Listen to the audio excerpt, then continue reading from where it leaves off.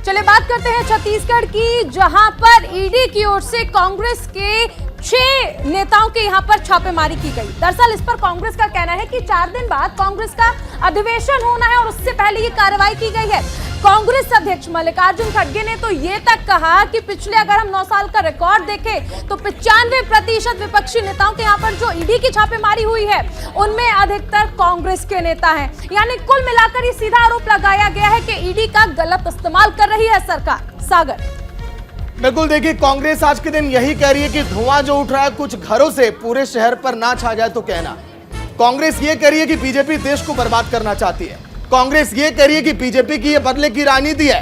कांग्रेस ये कह रही है कि अडानी मुद्दे पर बीजेपी हताश है और परेशान है, इसीलिए इस तरह के काम कर रही है। अगर हम बात करें इस समय जो तमाम छत्तीसगढ़ में छापेमारी का दौर जारी है उसको लेकर प्रतिक्रियाएं भी सामने आ रही हैं और छत्तीसगढ़ में कहां पर छापेमारी की गई और इसके पीछे वजह क्या है वो भी आपको दिखा दे देंगे। अधिवेशन से पहले छापा छत्तीसगढ़ में, कांग्रेस अधिवेशन से पहले ईडी के छापे पड़े कई जगहों पर।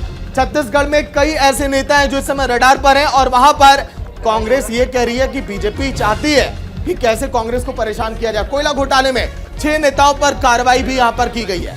उन 6 नेताओं के नाम की अगर हम बात करें तो उन नेताओं में देखिए कई लोग हैं कांग्रेस विधायक और पार्टी कोषाध्यक्ष के घर पर भी छापा मारा है।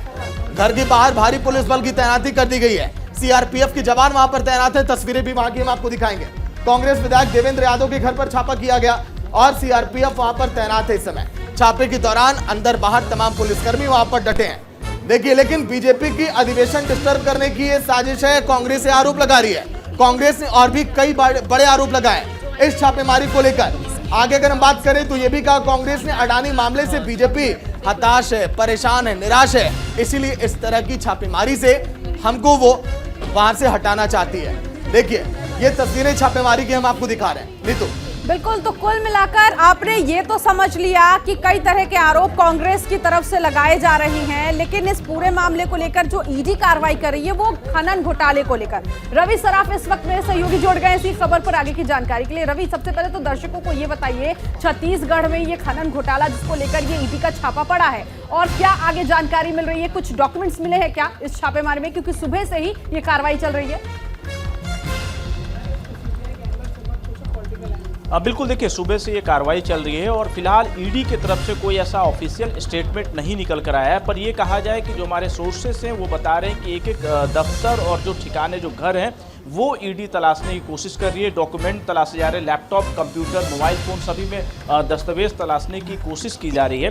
हालांकि इस पूरे कार्रवाई के ऊपर या फिर ये कहें कि इस पूरे रेड के ऊपर कांग्रेस पार्टी ने एक बड़ा बयान दिया है और एलिगेशन ये लगाया है कि प्रतिशोध की राजनीति में जो है ये तमाम चीज़ें की जा रही है। और कांग्रेस पार्टी ने ये भी कहा कि जो अधिकारी आज जो कार्रवाई कर रहे हैं वो सतर्क रहे, सत्ता परिवर्तन होगा तो हम भी सत्ता में आएंगे। तो ये कहा जाए कि एक तरह से डराने की भी कार्रवाई है, क्योंकि देखिए स्वतंत्र एजेंसियां ये सारी और काम करती है, पर पहले से ही विपक्ष की तरफ से लगातार ये आरोप लगाया जाता रहा है कि ये जो तमाम एजेंसियां हैं, चाहे ईडी हो, सीबीआई हो, आईटी हो, ये सरकार के अधीन आकर काम कर रहे हैं, प्रधानमंत्री के इशारे पे काम कर रहे हैं। ये आरोप कांग्रेस रवि, इस पर क्या कहेंगे? इस पर क्या अभी बीजेपी की ओर से कोई रिएक्शन आ पाया है, कोई जानकारी? क्योंकि देखिए, कांग्रेस अध्यक्ष का साफ तौर पर कहना है कि पिछले 9 सालों में जो कार्रवाई की गई उनमें 95% जो है वो विपक्षी नेता और उनमें सबसे ज्यादा कांग्रेसी नेता। यानी इत्तेफाक तो नहीं हो सकता कि कांग्रेस जब भी कुछ ऐसा करती है या फिर कहीं आगे बढ़ने की कोशिश करती है या आगे बढ़ती है तो उस दौरान ईडी की छापेमारी होती है, सीबीआई की छापेमारी होती है। बिल्कुल, देखिए स्वतंत्र एजेंसियां हैं ये सारी, वो अपने हिसाब से काम करते हैं। इनके पास जब कोई सोर्सेस कुछ इनको जानकारी मिलता है तो उस हिसाब से तलाशी करते हैं, रेड डालते हैं। भारतीय जनता पार्टी की तरफ से एक ही बात बार बार निकल कर आती है कि एजेंसियां हैं वो अपने हिसाब से काम करती है, वो काम कर रही है, अगर जांच कर रही है तो इतनी घबराहट क्यों है?